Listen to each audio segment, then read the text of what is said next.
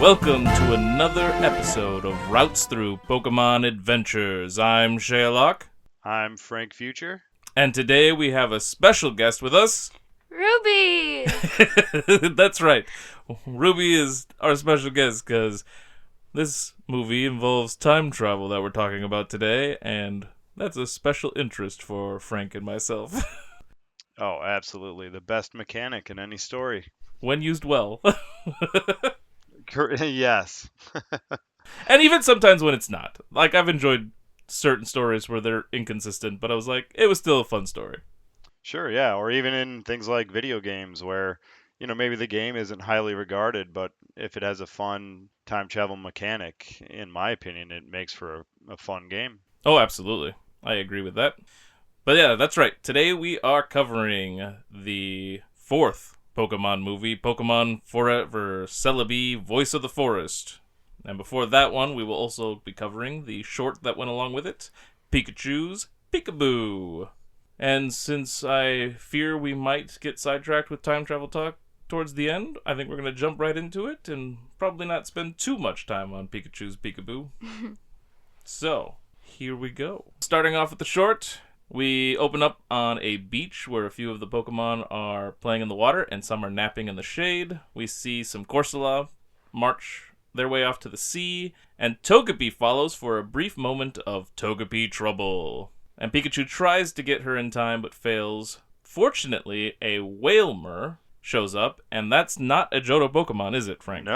Nope, it's not. So yeah, the episode hasn't aired yet, so you probably haven't heard, but we have created a new category for Pokemon that show up before their generation in the anime. So it's going to be called Future Friends. Oh, that's a great idea because they do that a lot. I mean, it happened quite a bit in Kanto, especially in the shorts and the movies. Yep.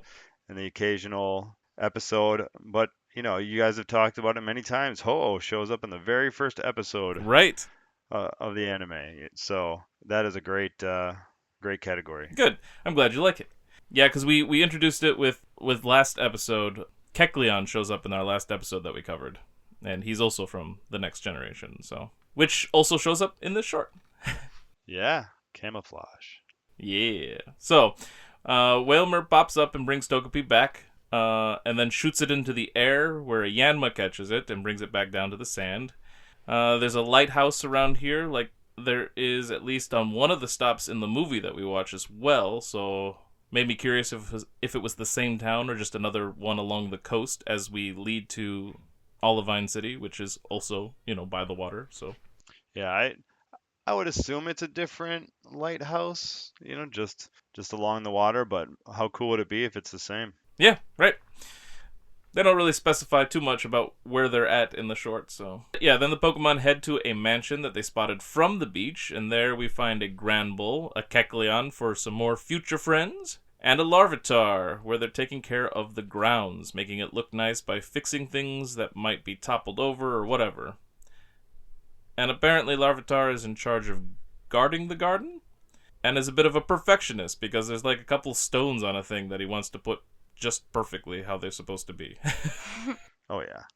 And then we get another moment of Togepi trouble, as the little egg Pokemon follows a group of Sunkern and then bumps into the rock Larvitar had just fixed. It doesn't make Larvitar very happy, so the Pokemon gang rush over to stop Larvitar from doing anything drastic, and then Granbull and Kecleon rush in and make friends with the group instead of fighting them. Like, it felt like it was another moment of the first short for the first movie where that gang shows up, which had a Snubbull in it, and then they all get into a spat and do contests to try to show who's better, but Larvitar was the only one who didn't like him this time around. Well, that's because he bumped the rock.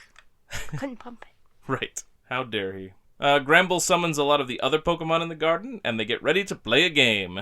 And one of the Pokemon that shows up is an Azurill, which is the baby form of Marill and also a future friend, because the baby form isn't in Johto. So, do you think that the baby form always existed, though? Right? I mean, I know it's a different region, but I think who's to say it couldn't have been there anyways? Well, I think the baby forms have always existed. They just introduced later, and that does create inconsistencies as far as the anime is concerned when we see a bunch of baby Pikachu and Kanto and stuff like that.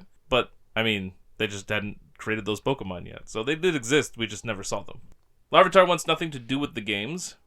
So they get started, and everybody else gets started, and Pikachu throws a stick with a leaf onto the air, and everybody's trying to blow it when it lands to try to direct where it points at the end. And I thought that this was the game, because I'm like, well, that's kind of a fun game, random. But it was just a way of choosing who was it. So it points to Pikachu, and he's it for a game of hide and seek. Accompanying the whole hiding segment, where everybody's running around trying to hide, we get like a fun song to rock out to. Something about Pikachu going to find you or something. But in the rush to hide, Psyduck falls down some steps, which seems to be a familiar sort of problem for him, just like when he tumbled down the hill in the Snowman Snorlax episode. Mm-hmm. And once Bulbasaur gets to the bottom of the steps, he realizes Togepi didn't come back down, so he goes up to find Togepi, who's just running to sit right beside Pikachu and hide next to him, or count with him. I couldn't tell which. I'm pretty sure he was counting, because he looked at Pikachu and then covered his eyes, and I think he started counting as well. Sure. Okay. Maybe just pretended to count, because that's what Pikachu was doing. Right. Just to imitate his big brother. Yep. So I decided this was probably going to count as another Big Brother Pikachu moment, except that Bulbasaur is filling the role of the Big Brother here as he grabs Togepi and runs back off. So anybody who's living the spirit of the Big Brother Pikachu counts. Just like our Jumpin' Jigglypuff counted Snubble. I think it should count. That makes sense, in my opinion. Well, good. I like your opinion. I like yours too.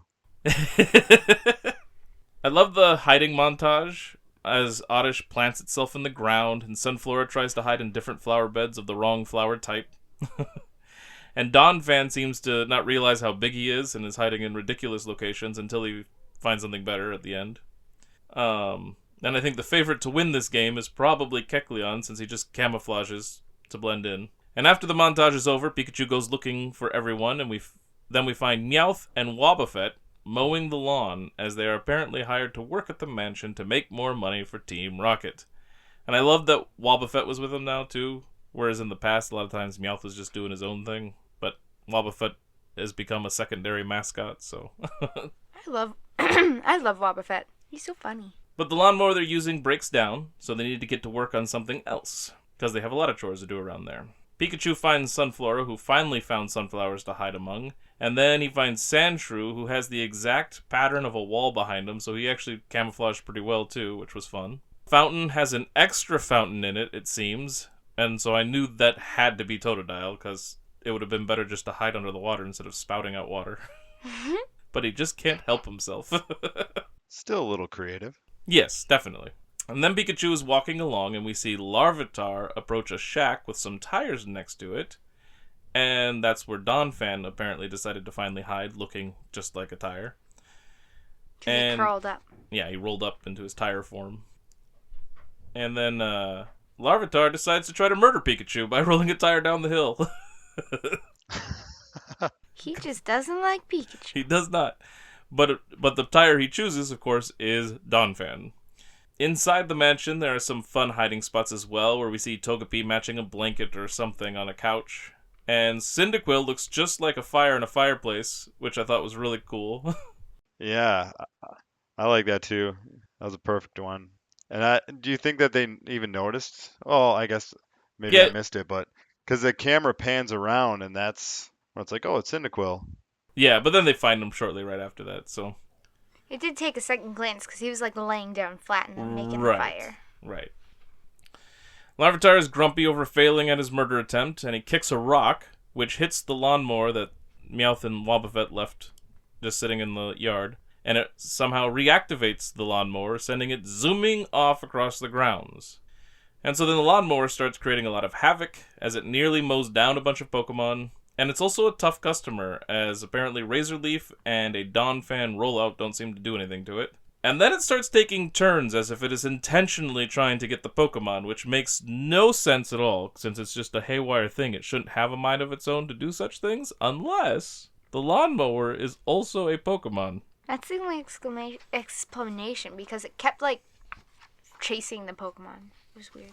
Now... How many generations are we going to jump ahead here? That's just it. Because, like, my first thoughts were, like, I don't know a lot about Rotom himself, except that I know that it, like, possesses other mechanical things or something like that. And you can have different kinds of Rotom. but the look of the lawnmower actually reminded me a lot of like Varoom or Revavaroom. That is exactly what I was gonna say. Varoom. It didn't look exactly like it, but Right, definitely made me think of it. for sure. And I mean, those Pokemon technically still exist. They're just not discovered yet. Right. So, I know it's not necessarily the intention that it is, so it won't count as a future friends, but I'm in my headcanon, it's gotta be a Varoom or a Rotom or something. I'm with you. Let's see, so then Pikachu zaps it at some point, and it stuns it, but then it pulls out chainsaw arms, which is ridiculous. At another point, Cyndaquil breathes fire at it, and it flees, making it seem like fire moves might be super effective against it, so maybe it's some kind of steel-type Pokemon? But then... Could be. but then it is clever and gets Cyndaquil in front of it, so it just more and more seems to be a living creature. Meanwhile, Meowth and Wobbuffet are headed off to sweep the chimneys, but they get chased by the lawnmower and they go blasting off already! Poof! As they land in a chimney, and another count to off again. The other Pokemon then get chased around a hedge maze, which results in the lawnmower popping out more cutting tools to break through the walls. This whole challenge causes Larvitar and Pikachu to get along, because they have to work together to redirect the lawnmower. And what's really weird about this is that we saw the lawnmower jump across platforms to get across the water. It purposely sought out the other Pokemon and chased it and pulled out more tools and like even came around a corner to intercept them. But when they start laying logs to direct the lawnmower, it doesn't jump over them. It just can't help itself. It has to follow them. Like, what happened to its mind? Who knows?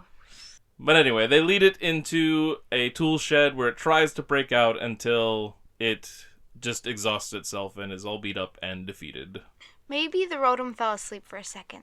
Maybe. And then Kecleon finally reappears from his hiding location, because I forgot all about him until they revealed him again. I'm like, oh yeah, he was still hiding somewhere. Didn't the lawnmower reveal Bulbasaur's location? Underneath dirt? And it almost ran over Oddish, I know, and he had to pop back down into the dirt.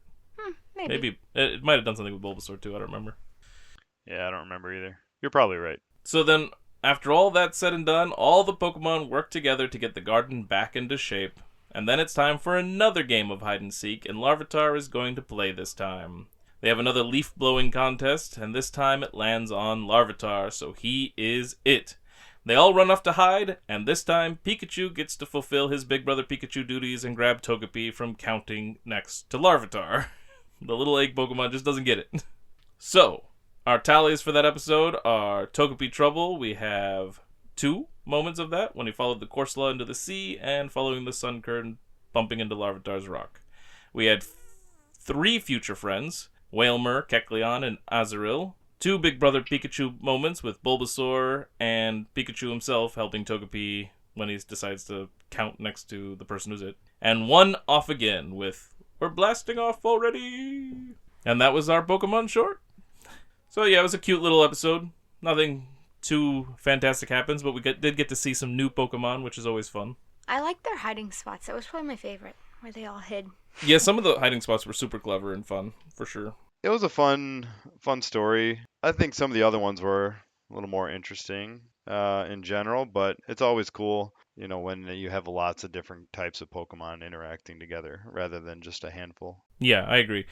I just enjoy, like, having these moments of the the Pokemon's lives as they're just doing their own little antics without the trainers around. Like, that's enjoyable. But yeah, it's not, like, the best one. Alright, so now we move on to the main event. Pokemon Forever, Celebi, Voice of the Forest. And I gotta say, I was super excited to finally get to this movie because I know that Celebi involves time travel, and I knew this movie at least dabbled in it. Which it definitely does, and I was very excited. It's a pretty cool movie. We'll talk about maybe possible problems with their version of time travel, but it was still a lot of fun. Okay, so starting off, we have Brock taking over the role of the narrator as we get a montage of specifically Kanto Pokemon, I noticed. Like, there were no Johto Pokemon, and that confused me at first until I realized we were introducing Ash and his journey from the beginning. So yeah, we start off with Ash going off to get his first Pokemon from Professor Oak, And then we, after doing all that in the narration, we cut to a forest where Celebi is flying around and being chased by a Houndoom. When Celebi avoids the dog Pokemon, Scyther shows up, and so apparently more than one Pokemon are in pursuit. And then we move on to a kid walking along a path that will take him through some giant, fallen tree that they've kind of cut a tunnel through, which seems to serve as a sort of gateway to the deeper part of the forest, because he's already in the forest, so it couldn't just be to the forest. But a woman rushes down and warns the boy to be careful going in there. Specifically, he is supposed to not move at all if he hears the voice of the forest. Supposedly, the voice is a sound that people hear when the spirit of the forest is time traveling. Dun dun dun. At least according to a legend that everyone around there believes. If the spirit catches a person because they aren't still, then it could take them through time. And I don't know about you guys. Well, I probably do know about you, Frank, but that would have just encouraged me to rush in recklessly. Oh, I'd be flailing my arms and legs all around. Right?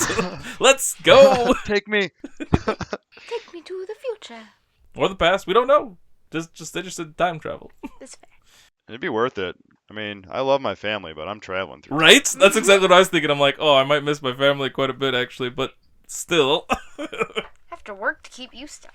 Frank, have you ever watched any of, Doctor Who? I haven't. Only a couple specific episodes that I was recommended, but in general, no. Okay.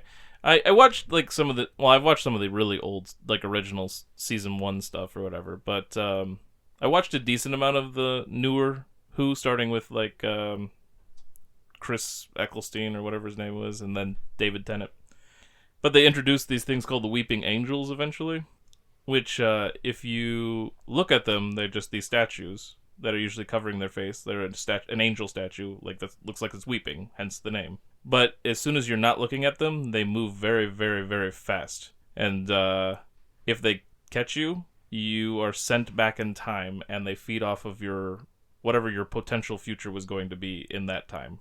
Which, that might have been what I watched, actually. okay. Yeah, because I feel like I remember there being a scene where they're in what looks like a cemetery type place, but it's got those statues all around. Sure. Is that That's probably right? one of them, because there's a few episodes with them. Okay. And it's so weird because, they look freaky when you see their faces and when they're almost upon you.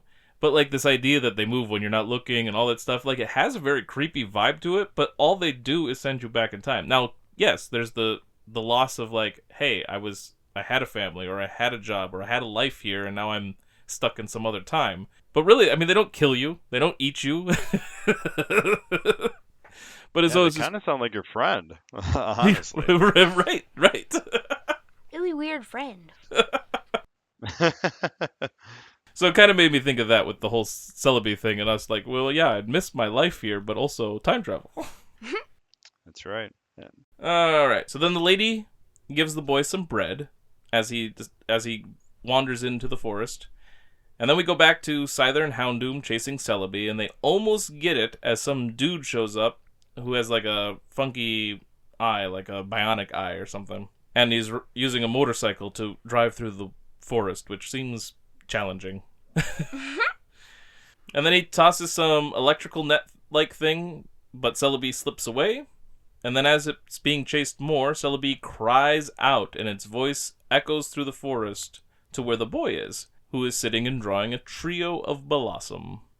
The Blossom flee, and more Pokemon run by the boy as well, and then Celebi goes by, and its pursuers. Scyther traps Celebi, and the boy yells at the Pokemon to let it go since 2 versus 1 isn't fair. And the Houndoom tries to burn the kid. That's kind of intense. Yeah. And then while they're distracted, Celebi causes vines to wrap around the other Pokemon, and it flees again, right into the boy's arms, and it is clearly exhausted. Celebi lets out another cry, and I noticed here, the animation suggests that it's crying out, it moves its mouth and everything, and we hear the cry, but the sound effect for the cry almost sounded like it was coming from somewhere else, in the distance. And I don't think that they meant anything by it, but it just made me think, does this cry travel through time, or is it a future version of himself crying out, or whatever, I mean, you have to consider those possibilities right? when it comes to a Pokemon with this type of special ability. So yeah, Oh, I think it could. little side tangent. In Pokemon Go, I finished the quest or whatever that gave me a shiny Celebi. Nice. And so I made it my buddy for a while, and it's my best friend. It's one of my best buddies or whatever now. But I named it 88.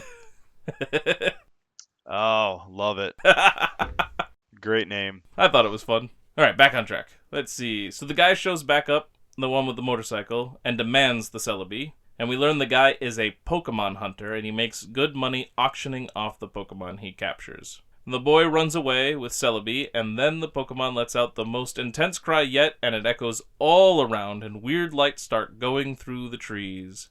Farther off, the girl that gave the boy some bread is sitting on a hill and can see the area of trees that are glowing. She suspects that might be the effect of time traveling. And she isn't wrong. In the woods, the boy drops his book and Celebi cries some more and starts to glow. Then Celebi and the boy are gone, right next to where Link must have found the Master Sword.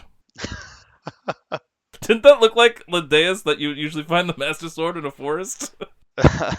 Yeah, Like in Link it to the does. Past or whatever? Yep, yep. And those top-down Zeldas, yeah. Get through the forest. That's what it Yeah, looked like to me. that's a good call out. I love it. So we zoom out of the forest, and then we are zooming out from a picture of the forest on a wall, and the camera pans over to a picture of the Pokemon Hunter with his bike. And then a much older version of the Pokemon Hunter hits the wall right next to the picture. So now we know we are not in the same time. Or maybe it's just his grandpa. Could be. And then some dude is interrogating the Pokemon Hunter about how he had almost caught a Celebi in that forest almost 40 years ago. So I think we can guess that it's been 40 years now. And this dude wears a crazy, like, iron mask thing, and he has a Sneasel with him. The Pokemon Hunter says he is still a hunter, and so he won't tell the Iron Mask anything. So the guy drags the Pokemon Hunter outside, where there are a lot of Pokemon in cages, likely ones that the hunter has caught for auctioning off. And Iron Mask has his Sneasel cut a Tyranitar free. When the creep pulls out a black Pokeball that he calls a Dark Ball, we see that under his red vest he wears a black shirt that looks like it just might have a giant R on it. The guy tosses the Dark Ball and captures Tyranitar and explains what the ball does. Any Pokemon he catches with the ball becomes evil and automatically has their power raised to the maximum level. So then I was thinking, like, we usually talk about how Pokemon aren't really evil. It's just the people who train them. But would this make the Pokemon actually evil then? I don't think so, because you see that, like, they obviously are, like, possessed or something. Their eyes change when they're released after that. Like, they're being mind-controlled, I guess. So they're not really evil. They're just forced to be. Yeah, I'm with you. That's kind of what I was gonna say, and also the perception of evil, right? One might argue that, Jesse and James are evil, Sure. but would they say that? They probably think they're the heroes of the story, right?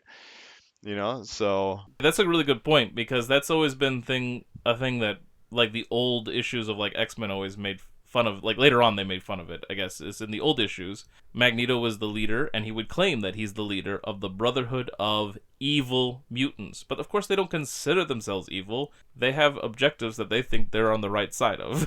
right, exactly. And I would assume that label was given to them by someone else. Generally. And so in this case, I feel like that guy who says the Pokemon get turned evil, I think that's making a statement in saying this is what I believe to be evil, and that's what I want it to be. Yeah, this guy definitely embraces the concept, like, yeah, I'm evil. I want to rule the world. I don't care. Yep. Which makes him even a little bit more menacing than just your typical bad guy. I agree. Also, these dark balls seem to be one of the most powerful items ever introduced in Pokemon, too. I also agree with that. Yeah, the fact that it could level them up right away and stuff, that seems interesting. And it's kind of the precursor to the snag balls or whatever, and the what is it, Pokemon Coliseum or something? Yeah, I don't think I played Pokemon Coliseum. Oh, really? It's a cool game. I played the original Pokemon Stadium, but Yeah, Colosseum is actually an adventure story or whatever. It's not like a meant A battle game. battling each other. I mean, you can, but that's not its main purpose. Gotcha. Yeah, it's a really cool story, and you start with an Espeon and Umbreon. Good choices. Yeah, that was the first time I ever knew those Pokemon existed. It was when I loaded up that game years after it came out. Obviously, like I was an adult when I first tried it out. But yeah, that's where like the Shadow Pokemon stuff kind of comes from too, I think. Or at least that's the first time I saw Shadow Pokemon. And this seems to be a version of Shadow Pokemon as well, where it's making them quote-unquote evil. Yeah, good call out. So then he demonstrates how the ball works by unleashing Tyranitar that he just caught and has it Hyper Beam some of the Pokemon Hunter's stuff. So then the intimidation of Tyranitar destroying things works, and the Pokemon Hunter agrees to show Iron Mask the spot where he found the Celebi. We also get a chance to see that there is definitely an R on the back of the Iron Mask guy's vest. So I think we can all safely bet that this guy is a member of Team Rocket. They always are. Haha, they always are. Iron Mask laughs evilly, and then we are brought into the title of the movie. I like how these titles for the movies show up like way into like a big long prologue. Like they're not very quick. Well, I feel like they usually show up when we get to Ash more. Right. But it just takes a while for us to get there. And it's always interesting that he's so far into the, like, you sit there like, all right, we're getting ready to watch the movie. And then the movie just kind of starts when you're watching it for a while. And it's like, when they finally show the title, it's like, oh yeah, we didn't get that yet, did we? So then we get back to our normal narrator, not Brock doing the narrating. And he's explaining that the gang is getting ready to take a ferry as they continue their Johto journey. But Misty and Brock are waiting by the ferry, that is, tooting its final call, and Ash is missing. Surprise, surprise. Brock sends out Crobat to locate Ash, who is getting ready to battle an apparently Australian trainer named Dundee, who has a crocodile. I mean, Croconaw. I think they did that on purpose. Clever. It's clever. Yeah. I guess that was just for the dub. I think in the Japanese version, he doesn't even really talk or anything, I suppose, from what I understand. Oh, bummer. So they don't give him a name or any of that stuff. Ash battles with Pikachu, and we get the latest Johto theme song remixed, as we usually do. Like, the current theme song is being remixed. I found the battle to be entertaining, and we even get to see a Pichu watching from a window, which was kind of cool. But it doesn't take too much time, the battle doesn't, and Pikachu, at the end, accidentally shocks Croconaw and the trainer, because they were next to each other when he unleashed the attack. Oops. And we can see that Ash is apologizing to them as Crobat informs him that he should be getting to the ferry, so he rushes off. And I've already been enjoying this Johto, the second Johto theme song quite a bit. And the remix version was really cool, and I love that in this one they extended it and even brought in later verses from the original theme. So that was really fun. Yeah, they did a good job. But unlike the other movies, where there was a battle to start it off, this one is pretty short. And so when the rest of the song is playing, we just see Ash trying to run and catch the ferry, and there's things that get in his way and all this stuff, and he finally has to just make a jump for it because it already took off. And he reaches out, and he's not going to make it, and Brock and Misty try to grab him, but they can't reach him. But then there's another guy on the ferry that catches him and pulls him aboard. And then as they're riding down the river, the gang ends up talking to the guy who saved Ash. And he comes from a place that's near a forest that has a bunch of interesting Pokemon. And so they can all get off at the next stop, and he'll take them the rest of the way. But before they get there, Pikachu spots something off in the woods that they're passing, and it's Suicune. And I think this is the first time we've seen Suicune since the first episode of the Johto series. Now, I've heard you guys talk about this in a different episode, but is that the Suicune or a Suicune? That's a good question. I know, let's see, from things that I, like, the way the game plays out and the way that the manga has been going that I've been reading, those both seem to suggest that there is just one of each of these things. Yeah, and until I see a bunch of legendaries all together, I'm going with there's only one. Sure. I think there was they only show one Articuno at a time, but there was a lot that hinted at there being multiple Articuno in the anime. Like the way they talked and all kinds of stuff. But, yeah, as far as I can tell, there's just the one Suicune, which they saw in, like I said, in the first episode. They're like, "Ooh, that's a cool Pokemon," and then it disappeared, and now it's finally back.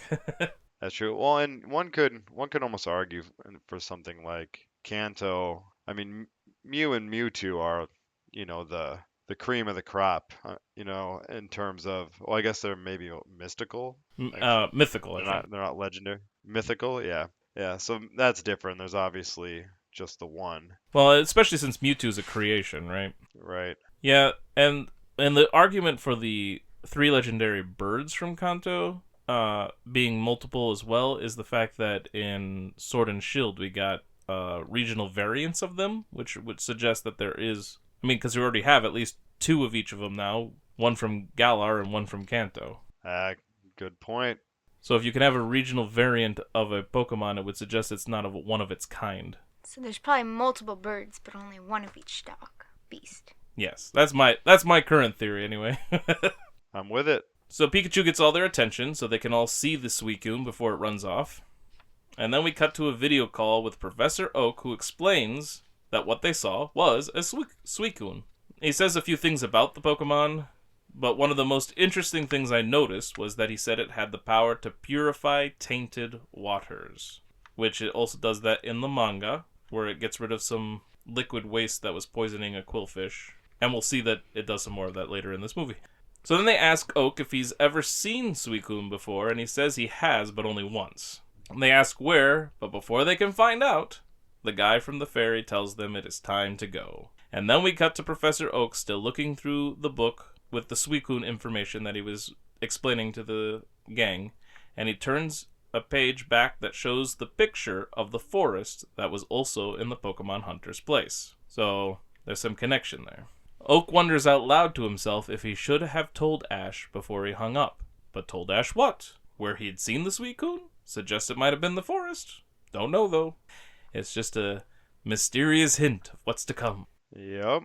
It definitely sets something up, but makes it unclear quite yet what's going on.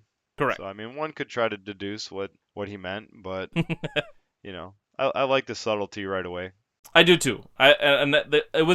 This scene is actually really cool because it sets up a couple things. It hints at some information that we get later, but it also foreshadows the fact that Suicune can heal waters, which is something it will need to do later. So it accomplished like two different things, which is cool. So then Ash and Co. are riding down a river in a boat driven by the guy from the ferry. Up in the sky, Team Rocket is spying on the gang from a glider that is powered by bicycling. They have a fan that when they cycle, it powers it, and there's a hang glider thing.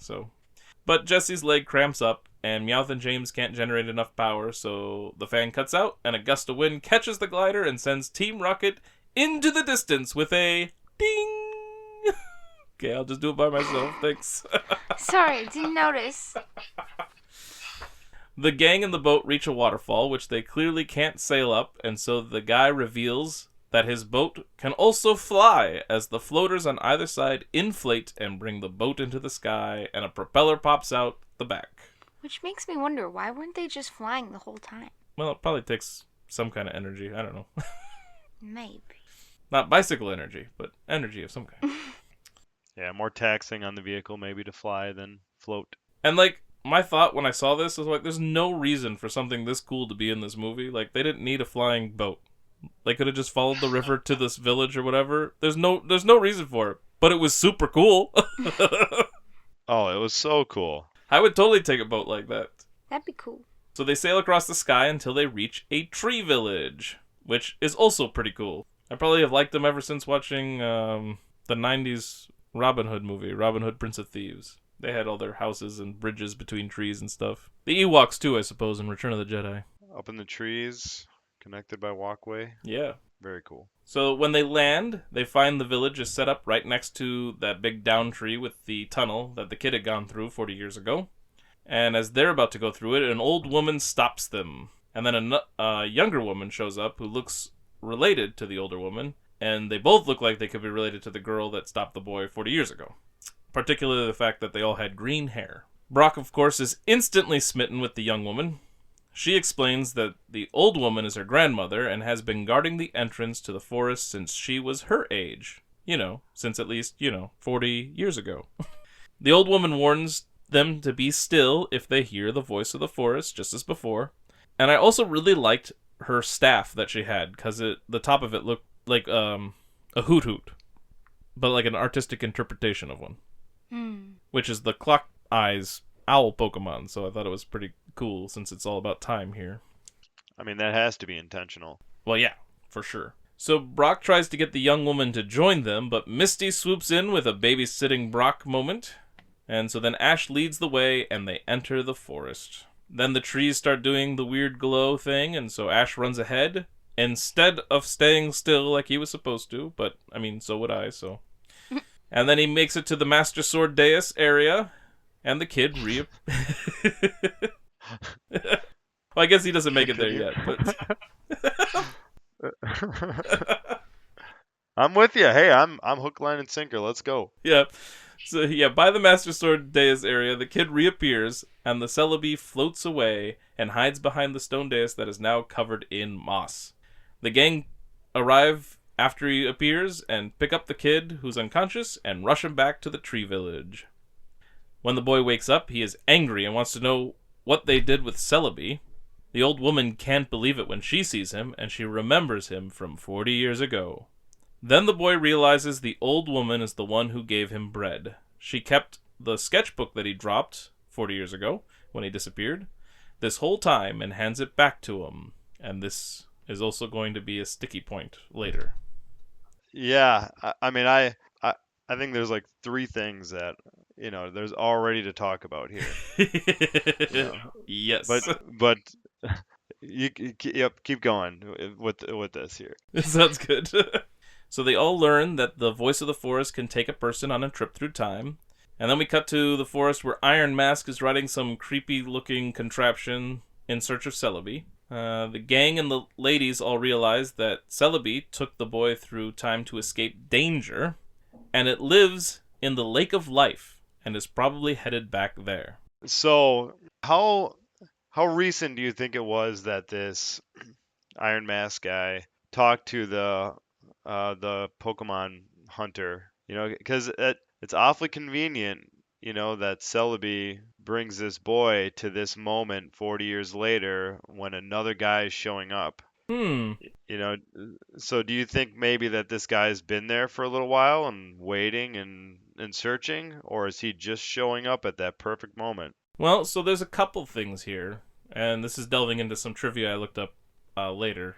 But when he's interrogating the hunter, he wants the hunter to show him the spot in the forest where he found it, right? Suggesting that they're already at the forest. But in the original version, and you'll see that the hunter isn't with Iron Mask when they get there, like when we see him again. What actually happens is they're not in that forest.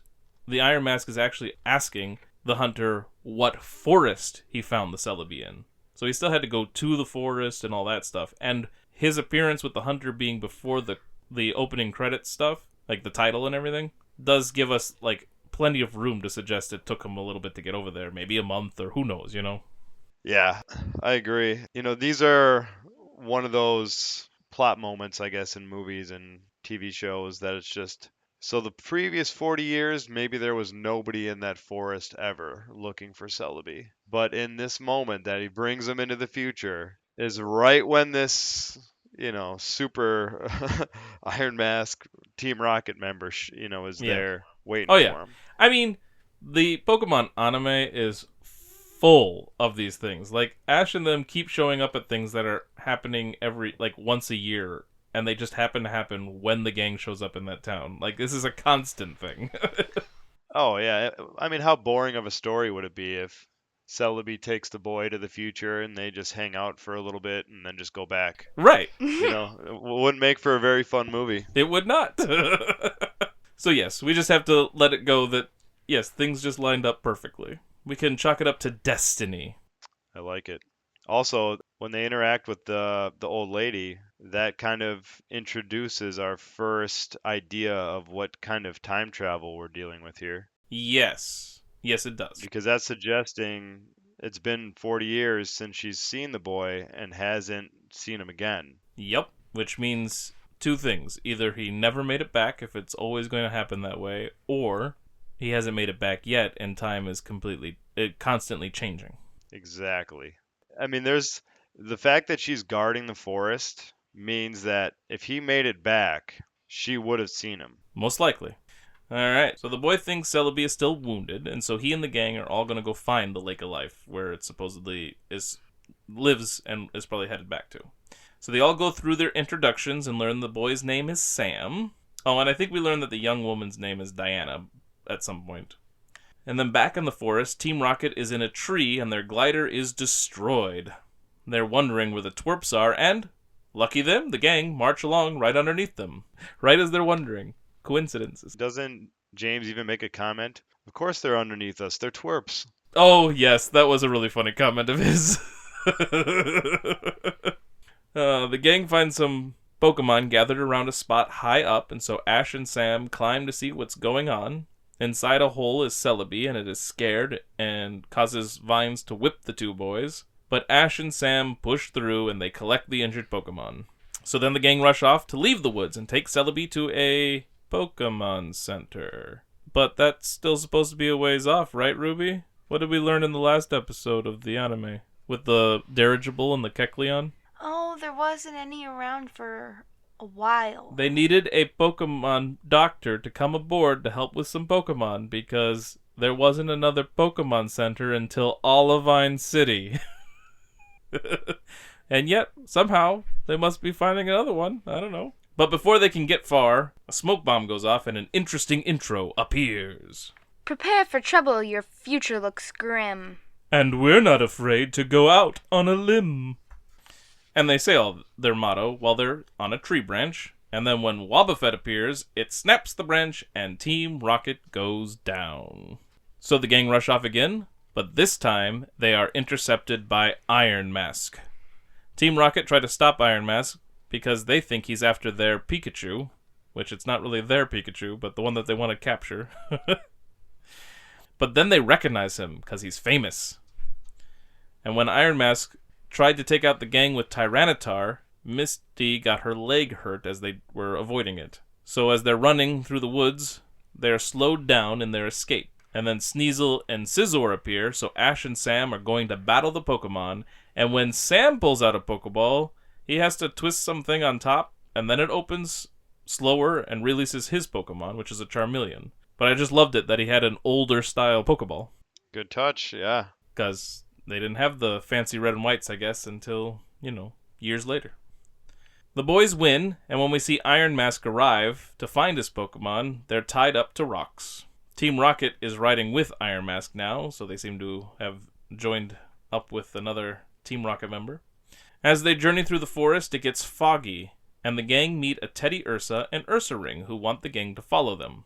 And then those Pokemon pass the gang off to a Stantler to lead them, and so on, and then Stantler passes them off to like a Furret, and they just go from one Pokemon to another that eventually leads them to the Lake of Life. Sam carries Celebi into the water, and many Pokemon have gathered along the edges to watch. Sam sends Celebi into the depths, and then, with some sunshine through the water, Celebi wakes up and starts glowing. And I gotta say, the colors for Celebi's glow, like, it was kind of this green mixed with some other stuff, it looked really pretty and cool.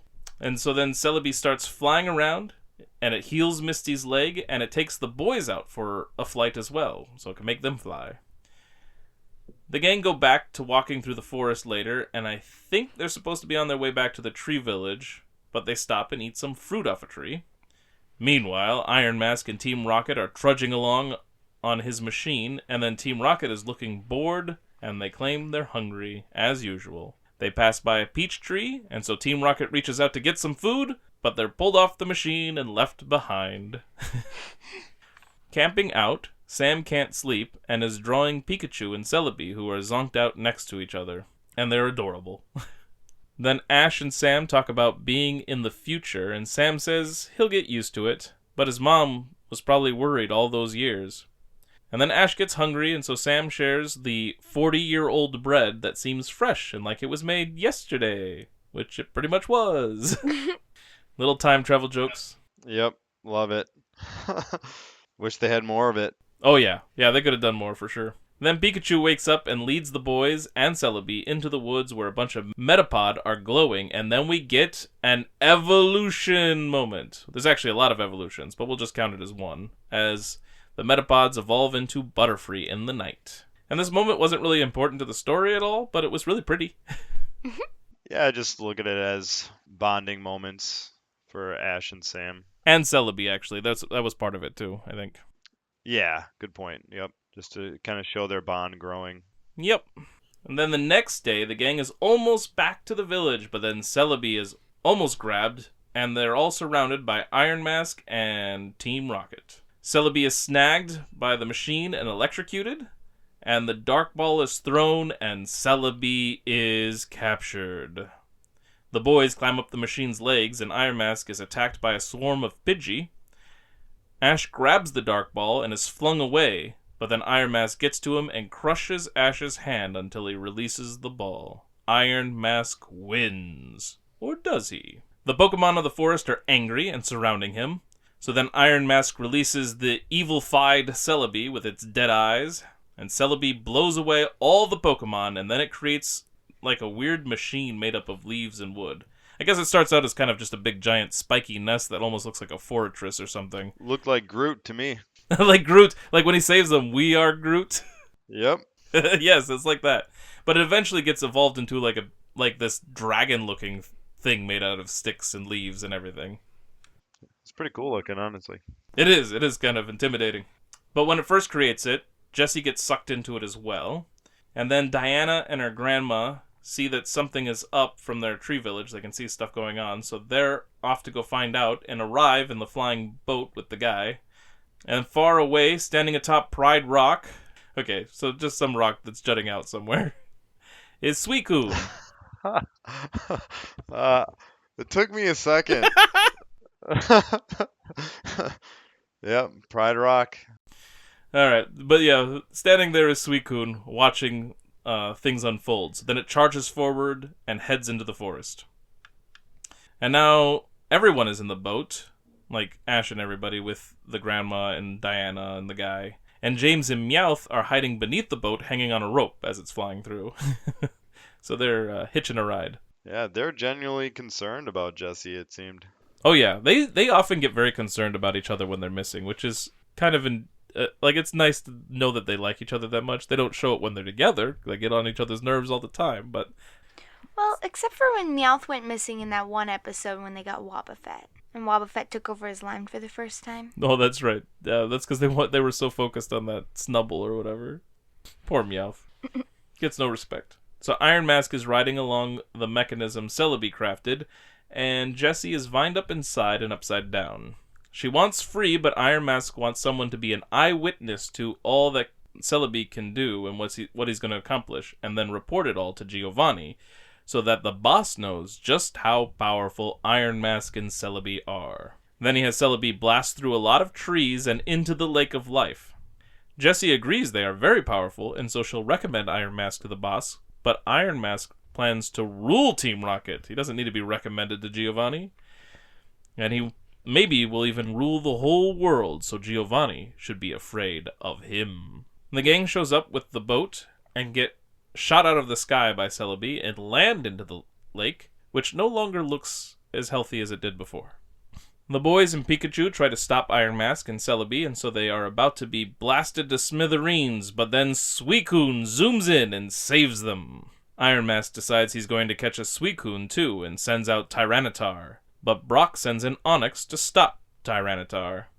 Suicune carries the boys up the twig monster so they can try and reach Celebi, but it gets rough up there, so Suicune takes them back down again. You know, Suicune definitely helps them and has its moments. But I kind of felt like this was a missed opportunity to show off some legendary power in terms of fighting, rather than some of the other stuff it does. I agree. They could have done some more, but it was really cool that it like zoomed in super fast to save them from the blast, and it in just a moment it helps. Suicune helps Onyx take out the Tyranitar, and it does have a very important role in purifying the water later. But yes, I agree. It could have done more probably. I always just felt like when I played the games, if I had a legendary, like, get out of my way.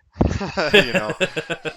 Speaking of that, how's your playthrough. Was it Heart Gold that you're playing? Yeah. So I suppose we didn't really do the whole checking in We where we are. So I had gotten the fourth badge, and my party changed quite a bit as I had to adjust. But then after, since the birth of my fourth boy, Oh yeah, I've slowed down quite a bit in games and stuff in general for a little while. So understandable.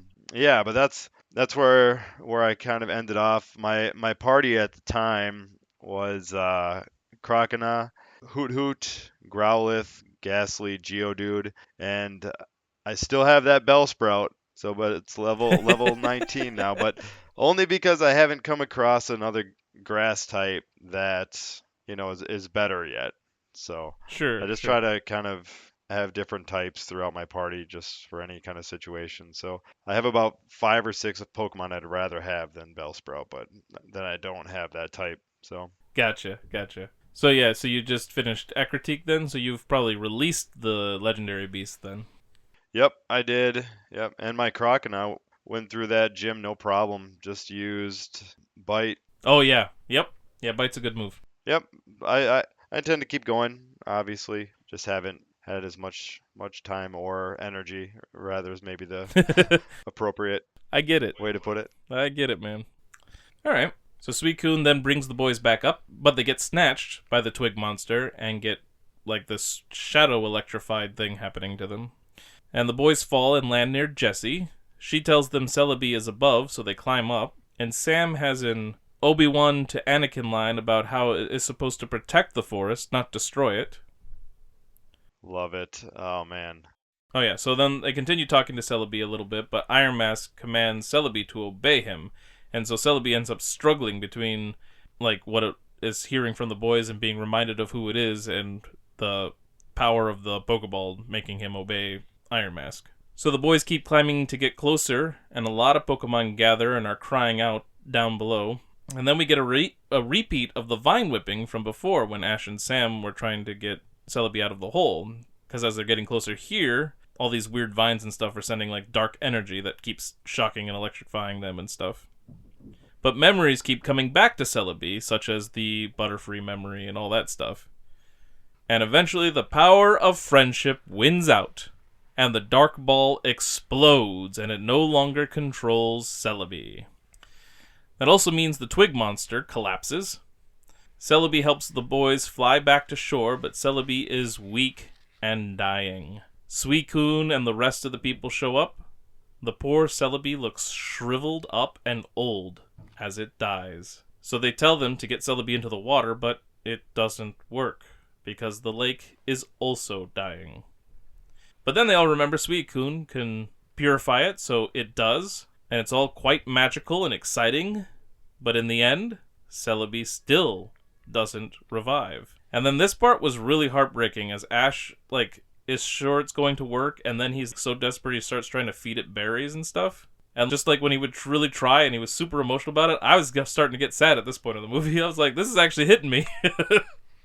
Oh, that moment was really heartbreaking. They did a good job, and it reminds you a little bit of when Ash was turned to stone and Pikachu was trying to revive him by shocking him. It totally does. I have that written in my notes even. That's exactly what it reminded me of. Yeah. And they did a good job. It was really sad, and because you're sitting there, you kind of put yourself in that moment, one of your pets, or if something is happening, a loved one, and you just, it's tough. They did a good job. Yeah, I think what really nailed it for me is when the water doesn't work, it's like, okay, that is really sad. But when Ash is so desperate and so sure that Celebi will still come back to life, that it's like that he's ignoring reality to the point where he's like trying to shove food down its throat. That's where it gets me. Like that he's just that desperate and detached from what's actually happening now, until it finally just crashes in on him. Yeah, and he tries multiple times, and the food just falls over each time, Yep. thinking that the next time he tries, Celebi will eat it. So then everyone is crying, which includes the Pokemon, although I did notice that there were no Pokemon tears this time. So Celebi isn't going to be revived by that magical moment. And then the sky lights up, and we get the weird time travel color effect on the trees again, and a ton of Celebi arrive. And the shriveled and dead Celebi starts to glow and is taken up by some of the other Celebi, and they all float around it in the sky for a while, and time travel effects continue as the Celebi all glow in that pretty blue-green color. And then the shriveled Celebi is healthy and alive again! The grandmother mentions that the spirits of the future and past can all time travel as well, and so they all came together. Which got me thinking, are those Celebi different Celebi? Or are they all the same Celebi, but just from different times? My thought is they should be Celebi from different universe times. That way it goes all universal and time-wise. Like different... Is it universe or dimension?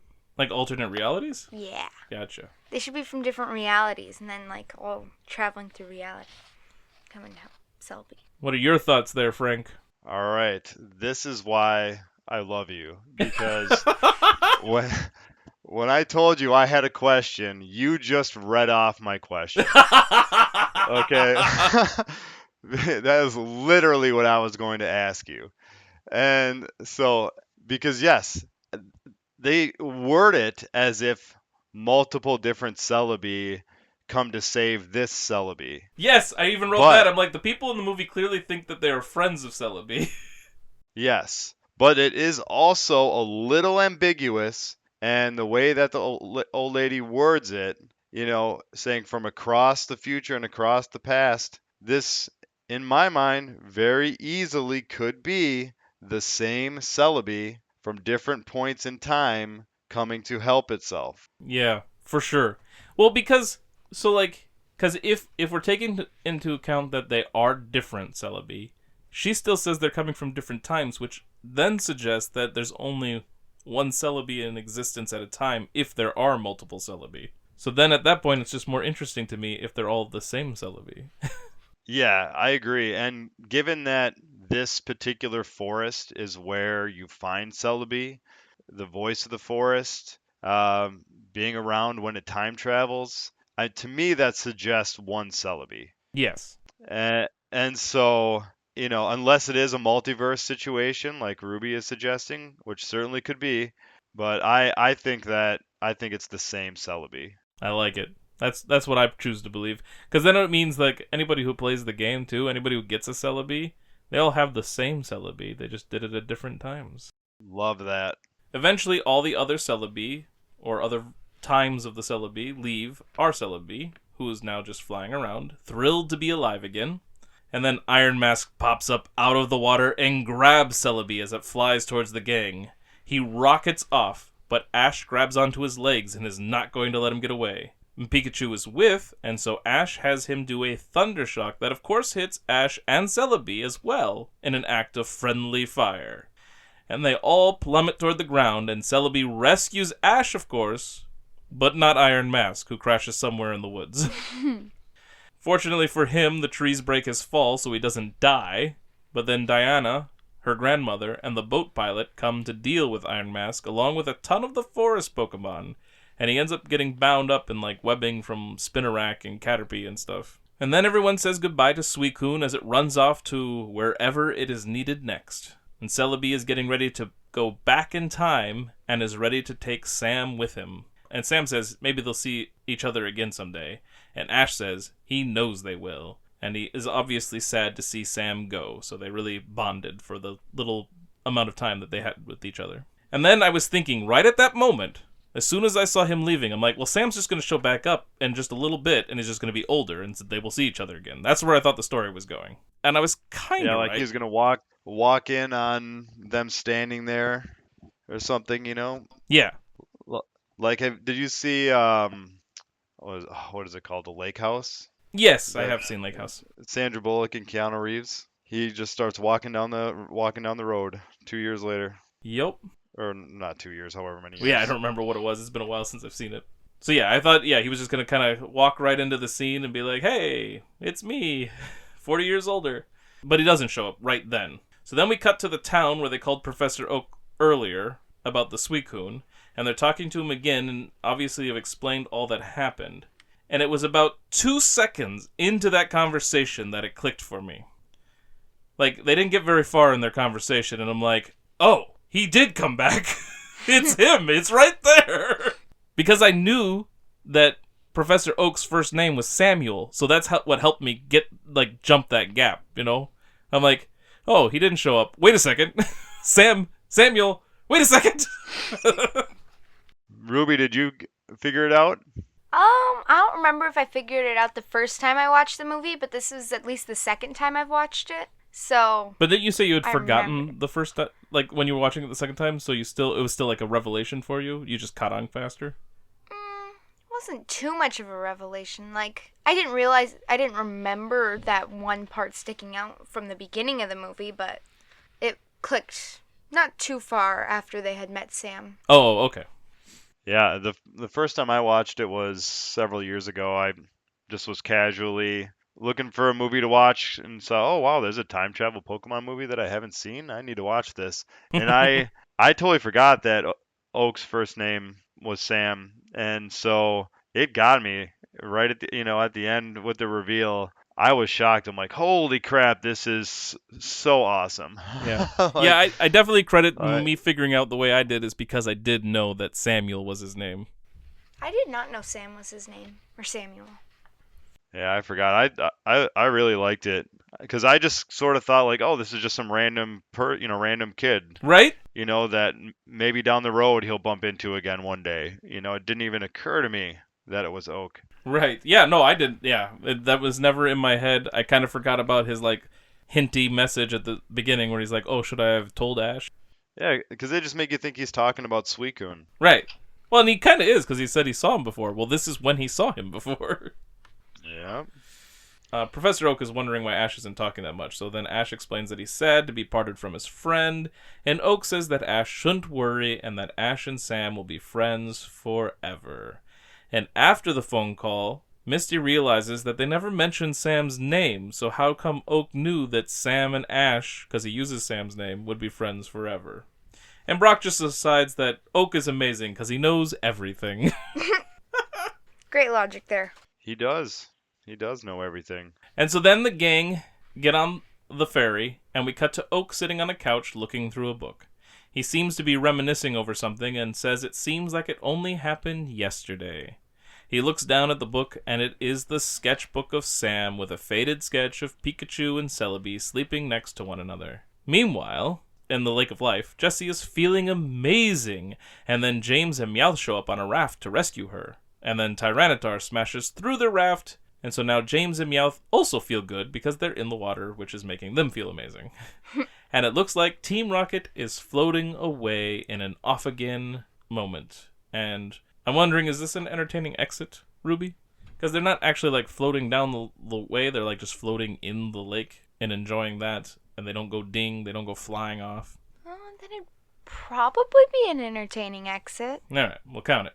Any listeners out there, you can argue with us if you don't like it. So then we roll credits. But of course we have scenes here too, just like we always do with these movies.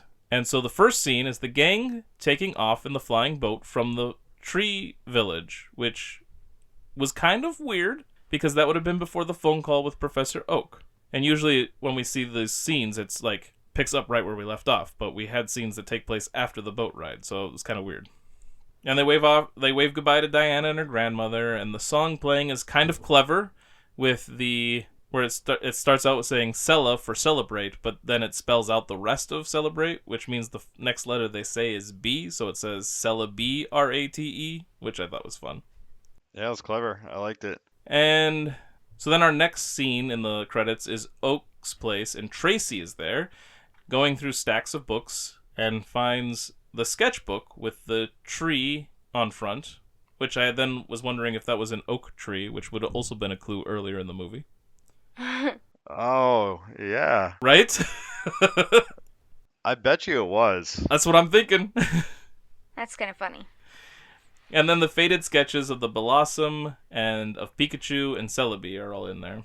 Behind Tracy, Oak is vacuuming, and then he sneezes, and it seemed like it was one of those moments where they have somebody sneeze because somebody's thinking about them or talking about them. So, like, when Tracy found the book, then behind him, while he's looking through it, Oak sneezes, which kind of helps signify that he's connected to the book.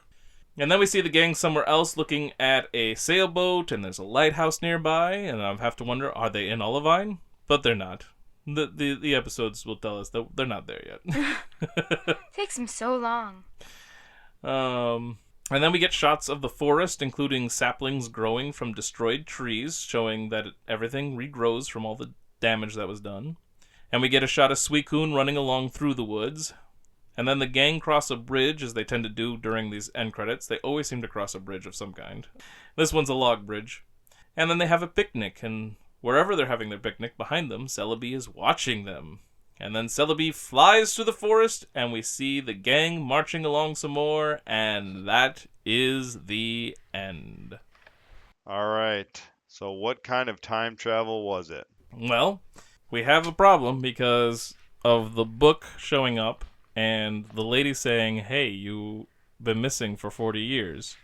And yet, based off of Oak's comments before they get to the forest and afterwards, and the fact that he's been around and has the book, suggests that this all happened already. And that means he had to have gone back in the original timeline as well, which means how did the book end up in the lady's possession? And how come she hadn't seen him in 40 years? Yep, I think the general suggestion is that it's just a linear line. The events always happened, always will happen. That's what I think they were going for. Yes. But yes, I mean the elements of the old lady, being surprised to see him as a kid in the forests, like we talked about earlier. Having the book means that he never got it back yet, and there's no signs of them having changed anything by Sam going back to his original time. Correct. So, but yeah, there are those little problems, like there always are. It's hard to have a perfect time travel story, but I mean, is there ways to get around it? Is there any way that I definitely put some thought into that. I'm like, so the big sticky points are the fact that the book showed up in the woman's possession and she was surprised to see him again after 40 years. Well, actually, the book could make sense, because he didn't necessarily, when he got back, had to grab the book because he got the book from the lady. So he gets the book from the lady and then doesn't grab his, I guess, original book? Yes, that was something I thought of too. So like he gets the book from the lady in his future, our present or whatever, and he has that because that's when he draws the picture of Pikachu and Togepi is in the older version of the book, and he has that when he goes back in time. So that would actually be the book he still has with him in the end, and he never gets the other book back until his young self goes into the future. So that solves that problem. The other problem doesn't actually have to be a problem. It's a weird plot contrivance, but the idea is then the only other sticky point is that she was like, you've been missing for 40 years. But we don't know where he came from. We don't know where he lived at the time. And it's a forest. It doesn't have only one gateway, so he could have wandered out somewhere else, because I doubt the hunter was allowed to go in through that tunnel. And so if he wandered out some other way and just never returned to that lady and saw her again, because it's not like they had a deep connection, although she helped him when he went into the future, you would think that he would have contacted her again, but maybe he didn't, and he just went off a different direction. He is a kid after all. He very easily could have just gone back with Celebi and then just ran to see his family or something. Exactly. So it's certainly possible. I think if we say that, I think that solves all the issues that I can think of, at least.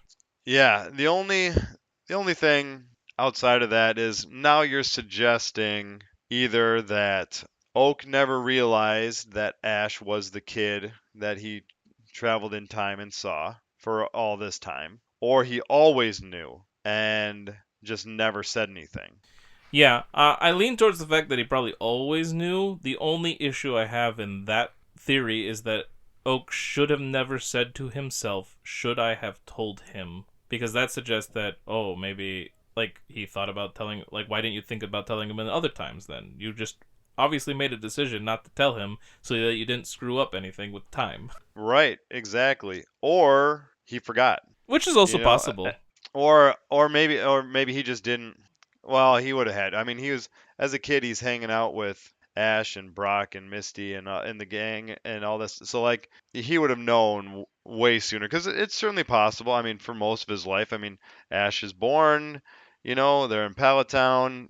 He doesn't know that this baby's gonna grow up to be the kid that he went to. That's true. Or he saved Celebi with. Yeah, But you'd think when he traveled with Brock eventually and he Misty, would that would help connect the connect dots the for dots. sure. The only thing I can say with like if it wasn't for that, if it was just Ash himself, then it's the same thing that we forgive Back to the Future for. Like, how did they not recognize their son grew up to be the same kid that was Calvin Klein that helped them in the past? I was thinking the same thing. So if you're allowed, I mean, you can excuse that, right? Okay, we'll push that out. It's been long enough. Maybe their memory of the kid isn't that well anymore. That's fine. But the fact that he's traveling with Brock and Misty too seems to suggest, like, hey, I should probably remember this. So, yeah, there's a little bit of weird motivation there, but especially for the Pokemon anime, that's not really a big stretch. So, No. And I mean, you would think too. I mean, he's obviously a well-regarded professor that, he's going to know that Brock is a gym leader, right. right? He's going to know Misty's a gym leader. These people are going to creep up and he's going to start thinking, oh, I know these people. Where do I know them from? Oh, yeah, that crazy time travel adventure I went on when I was a kid. Yup. you know, and then here comes Ash. So you'd have to think from that point on, it was a conscious decision of, I can't say anything. And then they get to that point where the events are about to happen. And I mean, obviously, who knows if they have any experience in the effects of time travel, but he couldn't have said anything. Right. He could have never said anything. The events wouldn't, in my opinion, would never play out the way that they did if he said something. Yes, absolutely. And like you got to think as the adult and you're the professor and that's how you're known and be like, "Actually, you met me as a kid in your future down the road." That would Right. just be confusing. So like why you wouldn't bring it up probably until like at least afterwards, although I don't think he ever mentions it ever again, but still. Yeah, could you? I mean, honestly, it'd have to be when he's, especially for Ash, the type of kid that he is. I don't think you could ever tell him until he's like an adult. Probably true. Which is never gonna Yeah. happen. Well, like you said, Ruby, he's just a genetically modified idiot. All right, so I have some interesting things that I looked up. So I looked up any trivia or edits and stuff for this movie, and there's actually some significant changes to the movie from the Japanese version that I guess the American version, now that we've discussed it, fixes some of the problems with the plot of the movie. So most of the changes that they made were specifically to help us understand for certain that Sam and Professor Oak are the same person. So first of all, that first phone call they have about Suicune, that conversation actually goes a little bit differently in the Japanese version and actually gets interrupted. Like he's trying to explain something about Suicune, but then Muck smothers him like he likes to do. So he never actually gets into that point where he's like, oh, should have I told them, or any of that stuff. Okay? That never happens in the Japanese version. And Tracy actually gets some lines in that scene then, as he's apologizing for the interruption and all that stuff, or letting Muck get free or whatever happened. Which would have been cool, but I understand why they wouldn't have that here. And then there's a random scene, which I have no idea why they added it, but the scene where Team Rocket grabs the peaches from the tree and fall off the machine, that's not in the original version. And it serves no plot purpose, because they end up back with the guy when we see them again. The only thing I can think of is that it showed them not on the machine anymore, so it made more sense when we saw them later not on the machine as they surround the gang. But, like, you didn't need that visual cue. Yeah, weird. Yeah, it's a really weird addition. But the biggest thing I think that changes is the ending is very different. So the reason that when the credits start, we see them leaving the forest, that's because we don't get that second phone call. That second phone call does not exist in the Japanese version. Where he's like, oh, Sam and you will be friends forever, all that stuff. And then he looks at the book later. None of that's in the original version. Why? The only cue that you get that Sam and Oak are the same person is that credit scene where Tracy finds the book in the stack of books and Oak is behind him and sneezes or whatever. That's so And so weird. it was so unclear that they had to explain it for, like, the American version. They're like, well, we're going to explain it better for our audiences. They're not going to get it. Huh.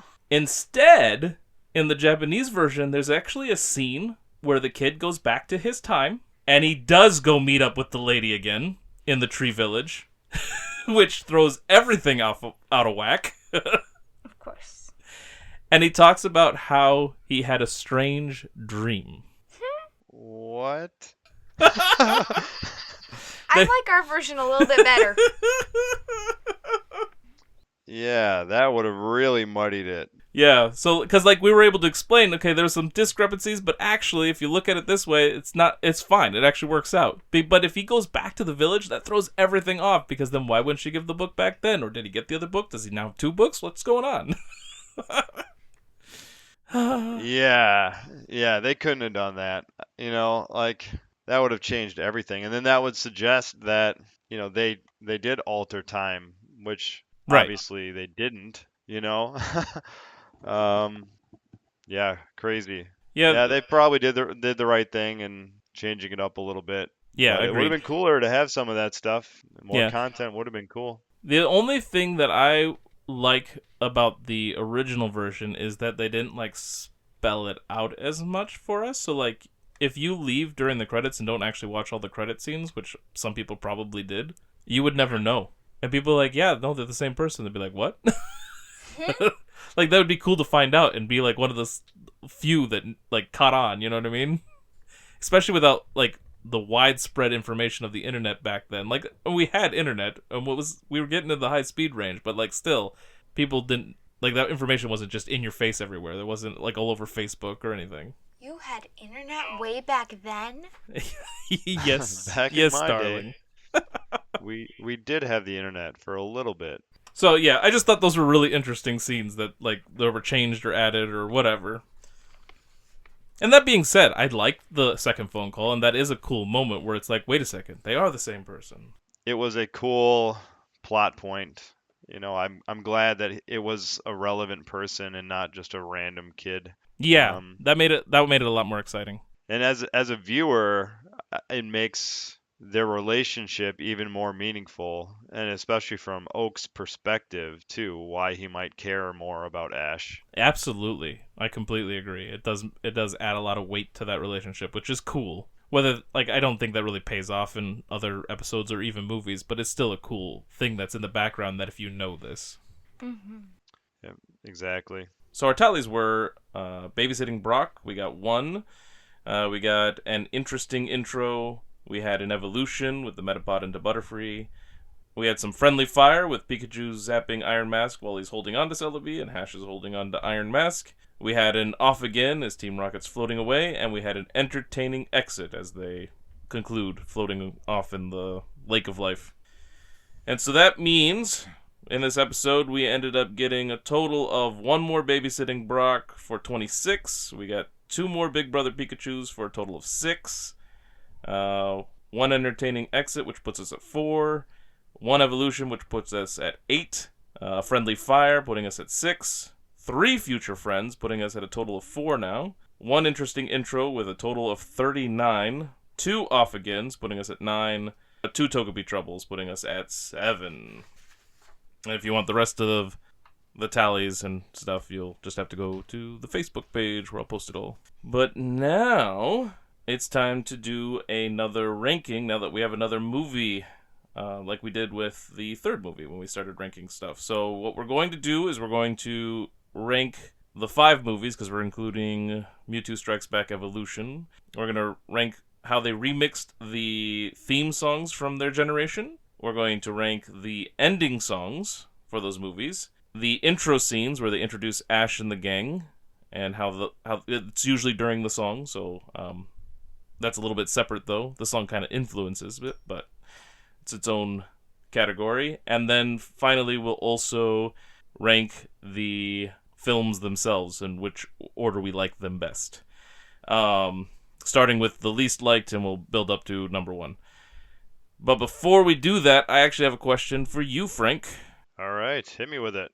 So last time we did this, Ruby and I and Vavai and Rosella, we were trying to decide which movie we thought utilized Team Rocket, as in Jesse and James, the best. And which movie do you think used them the most effectively or entertainingly? That is a great question.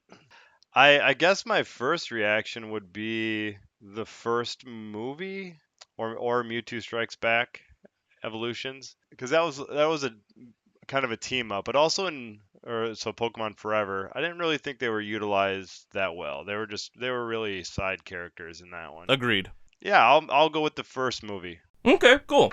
So, yeah, you differ a little bit from most of us, I think. We really liked how they were used in 2000 in particular, so the second movie. But, yeah, the first movie would probably be my second choice. Because we really liked how Team Rocket ended up definitely helping out and the whole blasting off for good. Like, they wanted to be heroes by the end of it and help Ash save the world. And it was entertaining. And then they thought they were sacrificing themselves to help everything. But, of course, they survived. Yeah, that's true. You could certainly convince me of that. All right, so we'll start with the remixed themes from the movies. It's not necessarily your favorite theme song overall, but which one improved upon their theme the best or didn't ruin it as badly as other ones. Which one is everybody's number 5? So my number 5 is Mewtwo Strikes Back Evolutions. Okay. So I'm a nostalgia nut, and so whenever the original theme song is messed with at all, even if it's not that bad, it's a cardinal sin. And so it's those 4 and 5 are Mewtwo Strikes Back. Yeah, I was just gonna say. I guess we could probably guess what your number 4 is. It's just the original one. Yep. All right, Ruby. How about you? My number 5 is also the first one. I didn't like how they did it. The first one or the evolution one? Not the evolution, because I like the evolution singer a little bit better. Oh, okay. So a little differently. So is your 4 the first one then? The evolution one? The evolution? Yes. Yeah. Okay. So just a switch from Frank's. What about you? I really hate the way they changed the Pokemon World song from Orange Islands in Pokemon 2000. I hate that rendition of it with a passion. So that's my number 5. As far as number 4 goes, though, it would be Mewtwo Strikes Back Evolution. Okay, so I would say our 4s line up pretty good. I mean, obviously Mewtwo Strikes Back Evolutions in the first movie are so similar. Yes, which is why my number 3 is just the first movie. Right. But you guys already took care of your first movie, so I'm now curious what your number 3s are. My number 3 is the fourth movies. The other ones I didn't really like, but the rest of the first theme song seemed okay. I have the same as you. I have Pokemon Forever as my number 3. All right. So then, Frank, what is your number 2? My number 2 is Pokemon 2000. Okay. Which one was the one that they were jumping on the swing and stuff? Number 3, Entei. Entei. Okay. Well, then my number 2 is the second movie. Which one's that? 2000, like Oh, Frank just. 2000. We have almost the same list, it sounds like, here, Ruby. You guys are the exact same on these songs. Which is funny because you come from it with a lot more nostalgia, Frank, as Ruby's a lot younger, but apparently she's in agreement with your nostalgia there. Yeah. So yeah, my number 2 would then be the fourth movie, which means I think we all agree on number 1. Yeah, Pokemon 3. Yeah, I thought the way they did that song was fantastic. In fact, it's probably the only one that actually improved upon the song. Yeah, probably is. I would agree. And I actually do like the Johto song, but yeah, I agree. It was the best one. It was catchy, it was fun. Yeah. I've found that I've actually been enjoying a lot of the theme songs. Like I thought I was going to not like them cuz I liked the original, but as I keep going and they play and I'm like, "No, I actually am kind of getting into this one." And the Johto one is a really good one. So, well, then next we have the ending songs. So, my least favorite will be the first movie. It's very, very slow and drawn out, and I just don't care for that kind of thing. I've got the exact same one for my least favorite. Yep, me too, actually. Right on. All right. So then what is your number 4 ranking? Second least favorite. Actually, Mewtwo Strikes Back Evolutions. Okay. Mine is the third movies. Know the Unknown? Yeah, that's the third one. My second least favorite is Pokemon 2000. I did like that they utilized Lugia's song and created lyrics for it, but it's still kind of slow and not my jam. It was a debate for me for the third one or the second one to go there. All right, so then Ruby, if that's true, what's your number 3 then? It's the Pokemon 2000. That's what I figured, based off of what you were saying. I like how they used Lugia's song. That was cool. It is cool. What about you, Frank? Yeah, I have Pokemon 3 as my third one. Okay. The credit songs to me were just too they're too, poppy, pop star. they're a show of the times for sure. Sure. I think 20 years ago I maybe would have liked them more than I like them today. I understand. And so then for me, my middle of the road one might be Know the Unknown, so the third movie as well. And so then my number 2 is going to be the fourth movie, the Celebi RATE. I've got the same number 2 as you. The fourth movie. All right. Nice. I got Pokemon 2000 as my number 2 choice. And then our number 1s, mine is actually Evolution, the Keep Evolving song. I actually really enjoyed that song a lot, which isn't a change from what I had last time we did these rankings. It's still on the top. I put that one on top too. I like the Keep Evolving song. Even though it throws me off every time how it starts. Let's see. So what's your number 1 then, Frank? So then I had Pokemon Forever. The Celebi RAT. Yep. Nice. Yep, I like that one. I thought that it it fit really well. I thought it was clever. Yes. Yeah, I liked it. All right, so then next in line is the intro scenes that go along with those remix themes. So usually it's a sequence that shows, I categorized it last time as where we get to meet all the Pokemon, but this movie didn't really introduce a lot of Pokemon for us. So 3 of them have battles, which includes this one, but not this one, but 3 other ones have, or 4 other ones I guess, have a lot of Pokemon being displayed. So, basically, once we finally get through the prologue of the movie and jump into where Ash is and we play the music, which had the best intro? Ruby, what's your number 5? My number 5 is actually this one. I thought it was fun and all, but just was kind of boring. The fourth one. Yep, the Celebi movie. Mm-hmm. Actually, I'm in agreement on that. It was the least interesting out of all of them. It had a better song than some of them, but it was not as exciting. Yeah, it's not like it was super bad. It just Nope. wasn't really much. And you, Frank? I'm with you. Pokemon Forever is number 5. It was kind of boring, not a real good battle. Right? Like, the battle was short. It was entertaining for what it lasted, but it was only the 2 Pokemon and everything, so. Alright, so then number 4 for least favorite. What is yours, Frank? Number 4 is Pokemon 2000. Okay. And Ruby? My number 4 is the first movie. Okay.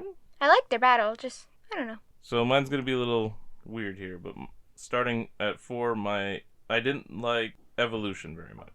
Because my number 3 is not going to be the first movie. The reason I didn't like Evolution very much is because it was just a retread of the original one with the graphics that I don't enjoy in that movie.